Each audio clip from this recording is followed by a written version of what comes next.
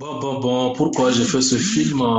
D'abord, il faut dire que je m'intéresse à des questions existentielles de mon pays, des questions qui touchent à l'injustice, qui touchent à l'inégalité, qui touchent voilà. Donc, et j'ai découvert que justement, Karsaka, qui était une mine d'or, qui a été exploitée par une société anglaise, à la fin de l'exploitation, le bilan était très négatif. C'est-à-dire qu'il y a eu des problèmes. L'or qui devrait servir pour rendre la vie de la population agréable a été le contraire. C'est-à-dire qu'il ne fallait pas exploiter l'or en réalité, puisque ça crée plus de problèmes que de solutions. Et partant de là, je me suis dit, bon, le cinéma il rend les choses évidentes. Le cinéma aussi, c'est la voix des sans-voix. Ça peut porter loin ce qui n'est pas connu. Donc, c'est partant de là que l'idée est venue de faire ce film-là pour que ce qui s'est passé à Kalsaka soit connu à travers le monde. Donc, je disais que pour faire le film, le processus était un peu long parce qu'il fallait aller au village plusieurs fois pour avoir la confiance des gens et puis aussi être sûr que les choses qu'on va raconter, ça ne créera pas de polémique, même si dans le fond, ça y est.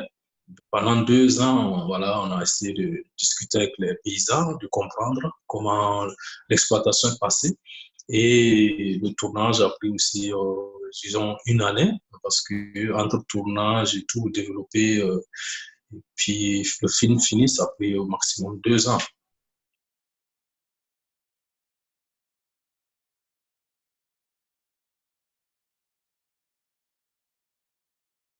Oui, je peux dire que la situation aujourd'hui à Kalsaka, vous savez ce qui s'est passé, ce qui a eu lieu là-bas, les dégâts sont énormes. Donc le changement ne peut pas être radical. Ben, le film a apporté quand même quelques changements dans le village. Déjà, la mine devrait être rétrocédée et revendue à notre multinationale et être exploitée. Et jusque-là, à cause du film, la mine n'est pas encore entrée en exploitation. Donc, à quelque part. Mais ça ne veut pas dire qu'ils ne vont pas le faire parce qu'il y a le problème environnemental qui est quand même posé, qui est connu. Donc, ça les effraie de redonner la mine à d'autres entrepreneurs industriels, voilà, multinationaux. Après, c'est vrai que c'est des questions très, très sensibles, hein, et qui sont des questions politiques aussi, des questions d'enjeux d'envergure nationale et internationale. Donc, le film en lui-même seul peut faire prendre conscience, en tout cas au niveau des villageois, de beaucoup de choses, mais le film en lui seul ne peut pas faire changer les choses d'une manière spectaculaire.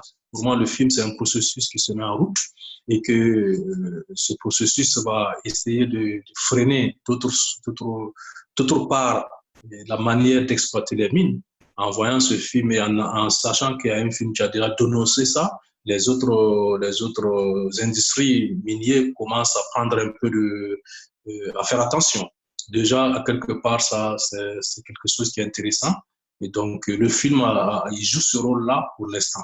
Une espèce de rôle de mise en garde au niveau des industriels, mais aussi un rôle d'alerte au niveau de mon pays, des gouvernants de mon pays, pour qu'ils comprennent qu'il y a un problème par rapport à l'exploitation minière, et surtout en dehors de la corruption, mais aussi surtout au niveau de la dégradation de l'environnement, qui est quelque chose de très, très sensible et qui concerne tout le monde d'ailleurs.